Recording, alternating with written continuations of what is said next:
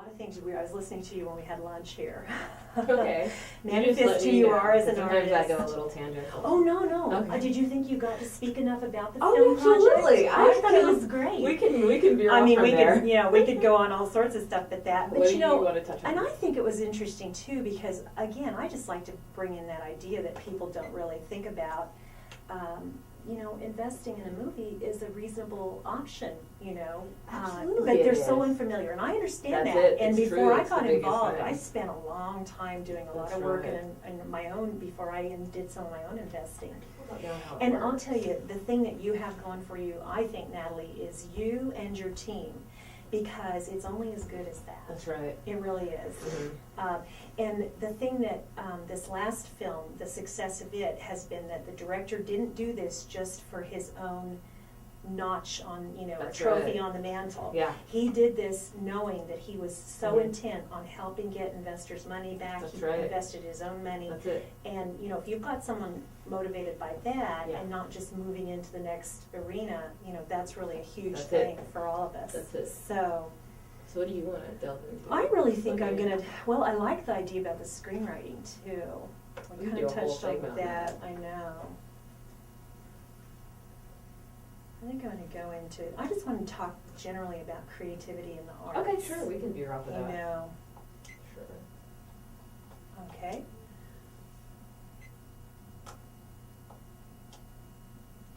I get my timer reset. Interesting. If my timer doesn't want to reset on me, Paul, you're going to have to cue me. There it goes. And we're going to go 9 minutes. So cue me at All right. 6 Just and... start recording. Okay. We're back, and this is Joan with the Joan Jerkovich Show. And I want you again to stay on board for our stand-up comic that's coming on after this segment. We're here again with Natalie Braxton, who's in town here in Salina producing a movie that was written by a local gentleman here in town about autism, and we've had a lot of good discussion about that.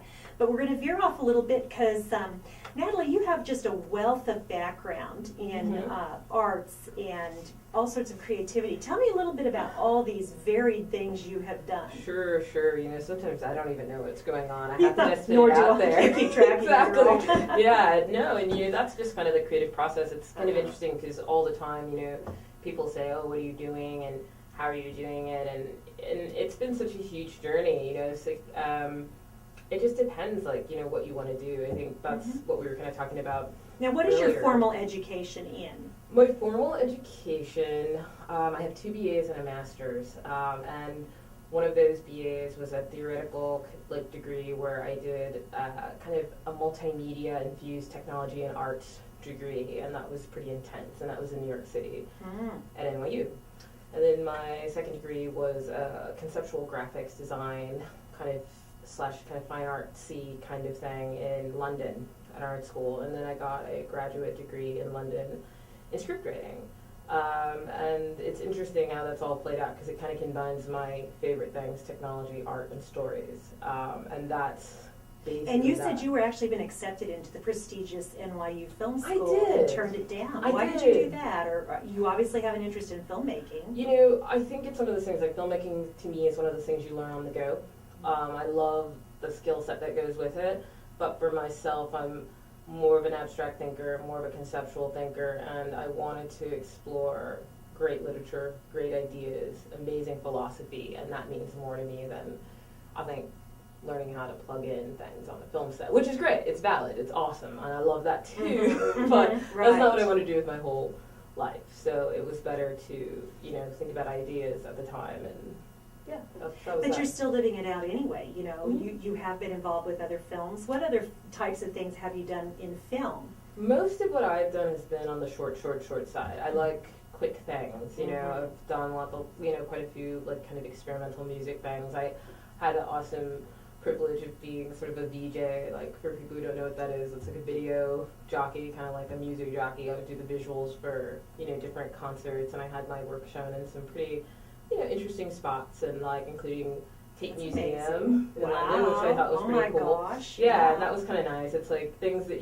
just kind of go on the resume. It was like, this kind of stuff. But it was cool. It's like cool because, at those times, like, everything I did was just experimentation. I didn't ever think about, how it was going to come together. It was just about, working with amazing people and getting your work out there, getting it seen, and getting a response from an audience and having them say, that works, that doesn't work, that's interesting, that's beautiful, or whatever, so. I'd love to listen to you talk about sort of what I'd call your philosophy on being an artist. And one of the things that you were talking about when we were at lunch was manifest who you are as an artist. Manifest who you are.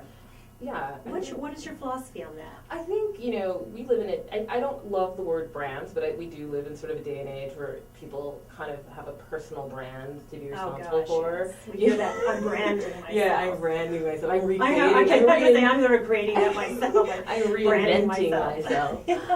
But, it's... The Kardashians are branding exactly. themselves. It's true to a certain degree. You are who you put out there, I think. It's easy to see someone and say they're successful because of this, and that. And the truth is they might have their own formula, and it might be time for you to tap into your own formula to find what works for you creatively. Like, some people, their creativity, it comes out and they thrive in an advertising environment, and they work in advertising and it's great. Other people, they work for a non-for-profit organization, and that's how they go about being creative and, problem solving, and or, as simple as doing the graphics for something, or anything. Other people, it comes out in events planning. It's like it comes out in studio arts. It comes out in just a myriad of ways. It's like I truly believe everyone is creative. It's just sort of a kind of a matter of tapping in.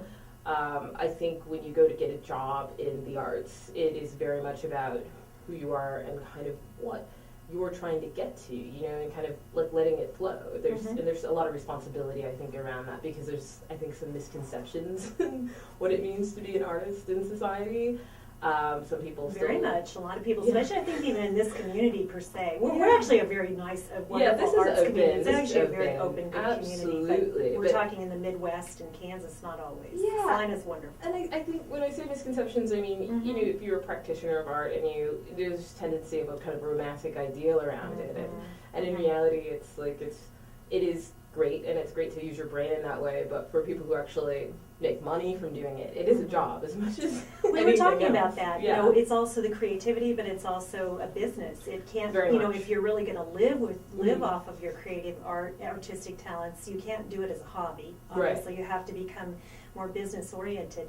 But one of the other things you had mentioned was that you believe in divine inspiration. Oh, yeah. Relative to being creative and being an artist. Of course. I mean, there are times, like I was saying before, like divine inspiration definitely strikes. But, I mean, sometimes when I'm mentoring or I'm working with younger people, that's great. I love divine inspiration. However, I think that... And what is your definition of divine inspiration? Is this kind of a spiritual, yeah, a God? absolutely. It's a spiritual thing. But aside from that, it's like, it's definitely like 80% perspiration or 60%, whatever you want your ratios to be. It's like inspiration, but a lot of hard work. It's kind of like... That's what people don't always realize. And I mean, they don't realize the hard work that goes into all of these projects you and I have done and are doing. Exactly. It's like it's your time. The finished product makes it look too easy in a sense. Exactly. But all the preparation, like we talk about 2 years of your life to do this movie, actually it could be more like 3, to be honest. It could be, yeah. And I think that's what people don't think. They think it's kind of like you make something, you do it, you put it out there, and it's done. But in reality, it's process, and that's the hard work. You're always trying to figure out what is going to work well for that audience. For people who just consume art, it shows up for them and it's packaged and it happens, but there's so much that goes into it. There's planning, then there's the production, then there's the post-production, and it's like whether you're making a painting or not, or it just comes to you and you make it, the act of even going and having to buy the canvas, managing your time, buying the paints, picking the colors, it starts to become this process. You're conscious of what's happening in society, or you've made a conscious decision to cut yourself off. And no matter what it is, it's like you've put yourself in a place where you've made a decision, and so those decisions will always have ramifications, and especially so in a lot of the creative fields, Right, and we were talking too about even our art schools, our formal art education takes us from, I had to write this thing down when you said it, from coddle coma. So they coddle you all the way into a coma. So Kind of, yeah. Sometimes it depends because it's all about. you like, need to brand that one. Yeah, right. No, but when I said that, it's more kind of like, sometimes people go to an arts institution and it's kind of this thing. I'll walk out and I'll be the next whatever. Or they're going to give me the contract. But the schools sometimes feed them that, or Yeah. give them thinking. You It graduate can. from our school, you're going to be out there in Exactly. the art community. Yeah. Making. For sure, Mhm, sure. There is mhm. that kind of thing. I mean, it's great to be able to have that time, but it's always great to know that you'll probably you'll still have to like put yourself out there. You'll still have to like do something. You'll have to stand out. You'll have to maybe hustle. You'll have to be something to like Mhm. push it further. you know? Exactly, and that's what you were talking about earlier, where you had said 60% or whatever perspiration, 40% inspiration. Right, It's right, still right. that work ethic that you have to keep Mhm. in mind when you Absolutely. go to those art institutes that take you from coddle to coma. Yeah, exactly. That's a great quote, but we're going to have to end on that, and it always feels too short because there's It so does. much. It's so much fun to talk about Had a arts and wonderful time. creativity and this very interesting movie making project going on here in Salina with Natalie Braxton, our guest. This is Joan on the Joan Jerkovich Show. And if you want to see her outtakes with the video, or we're on iTunes, go to joanjerkovich.com. And we play Saturday mornings, 9 a.m., 9:10 KINA. I'm going to start scripting my intros and extras because I get a little... I'm kind of Flustered, laughing yeah. and I'm talking to you, and then the next thing I'm trying to say, I'm supposed to tell them the radio station name and all that. So, yeah, I think that coddle to coma. It also reminds me cradle to coma is Yeah. what I kind of thought too. Yeah. But that's one thing I sometimes will even go home and tell my husband. People go, oh, you've done this and you've done that and you've done this and you've done that, and but we talked about this a little bit where it's work, Yeah. but I don't feel like I'm working. That's right, If I'm yeah. enjoying and I'm That's it. passionate and I'm creative Yeah. with what I'm Mhm. doing, Absolutely. it's work, and we're trying to run it like a business or Right. make it a business and making Yeah. it living off of it or whatever. Mhm. But that's just the best scenario. Mhm. But that said, everything that you do, Mhm. my Yeah. one of my quotients is 80-20. Right. I want to be enjoying it 80%.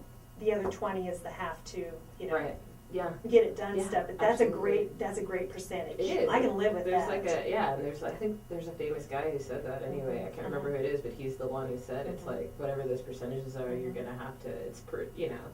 It's perspiration versus inspiration, and you Well, gotta just get used to it. And I have even had to ask myself, because I was at a point before I started this radio show where I could have just kind of stepped back and said, well, first of all, I like screenwriting, Right, and I of course. love the writing, and I will not give that up. And I just finished Absolutely. my other screenplay. Yeah, I'm that's trying to get fantastic. going with that, or I'd love to get this one made into a movie. I think it's good enough. This is my third, and I'm really going to try to push for that. But I don't want to give up the writing. But then I think, I'm not ready to sit back and retire, even though I've had a long career with my company and everything, Dignity Care Home. But I am alive.